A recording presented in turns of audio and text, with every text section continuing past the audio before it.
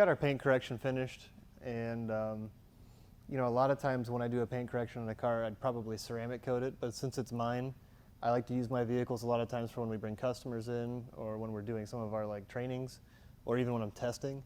So, you know, I don't necessarily think I want to go through the exercise of putting the ceramic on this car and then, you know, next week deciding that I want to use it for something and compounding and buffing it right back off.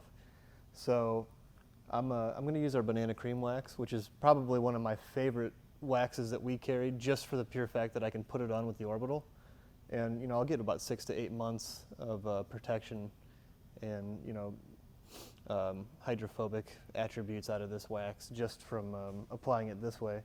So what I do is I normally do the same 4 drops that I would do, you know, with our Epic with our Epic compounds, but you know, I'm a little bit more generous with it. The nice thing about putting it on with an orbital, though, is it might look like you're using a lot right off the bat, but it's putting it on a lot more even, because you're really only, at the end of the day, you can put as much wax on a pad and leave it as thick as you want on the surface of the paint, but all that's really going to do is make it harder to wipe up.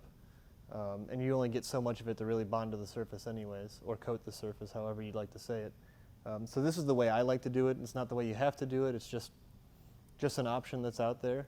So the way I do it is I put 4 drops onto the surface of a black polishing pad. And all we want to do here is actually coat the surface. We don't want to do any more than that. So I never accelerate the buffer at all. I just leave it down at speed 1. And this is a Flex 3401. So what I'll do is I'll start here at this fender, and all I'm looking for is application. I want it to totally coat the fender, so you want to make sure that you've got enough product there. But like I said, you don't need to overdo it. So as we go across, you'll kind of follow over my shoulder, and you'll see how much I'm talking about. And we'll start here. We'll go all the way around the vehicle. And once we get done with the hood, I'll grab my microfiber and we'll actually just buff it right back off and we'll be good to go. So, you know, if you're in a high volume situation, this is a great way to do a car. You know, you can normally, you know, wax a car completely in about 15, 20 minutes. So that's really, really quick, and it's really efficient. So let's get started. So I'm at speed 1. I'm going to make sure I keep my cable away from the car. And then that's it. We're going to go for full coverage.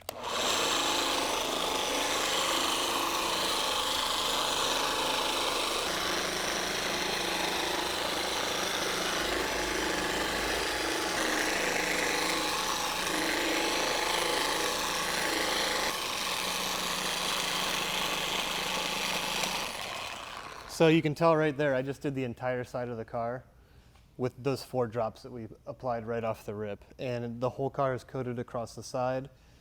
And the nice thing about this is it's going to be a nice thin application. We're still going to get all the wax that we need on that surface in order to give us the protection and the gloss and everything that we're looking for. But we're not wasting product. And it's really fast. And I like to make sure that the pad that I use for wax stays a wax pad. I don't like to cross-pollinate my pads.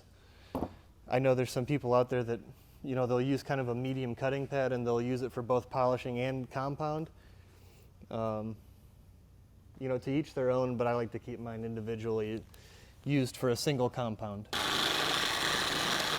So when I get into a tight area like this, a lot of times what I'll do is I'll come back with an applicator really quick and just make sure that I coat everything.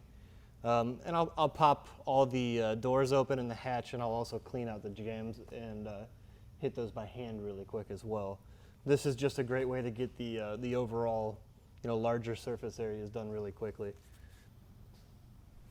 All right, so I ran around really quick, made sure that I had everything touched up, we're ready to go. So at this point you can come back and you can see it's actually chalked up a little bit. It's a little bit whiter looking.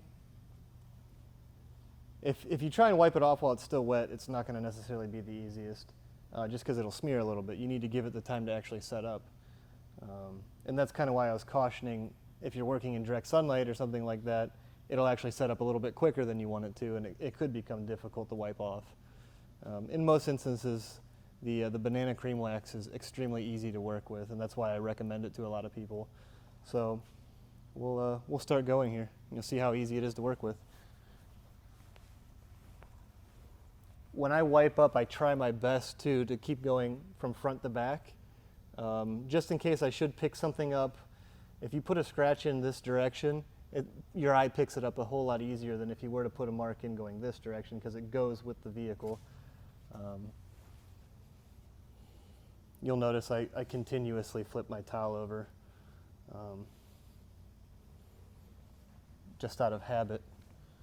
And over time they will load up a little bit, and you will need to flip it because you'll realize that it's not removing as much at the same time as it was when you first started.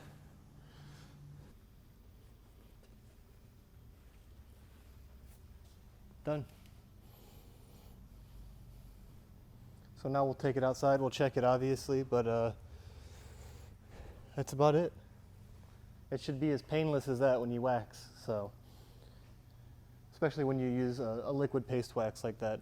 That liquid paste wax is really, really easy to work with, and it's actually a great, it's a great product for the speed, because you're providing your customer or yourself, whomever you're doing the work for, with a long-lasting product that really gives a great gloss. So this car looks pretty good for having over 100,000 miles on it and being 8 years old now.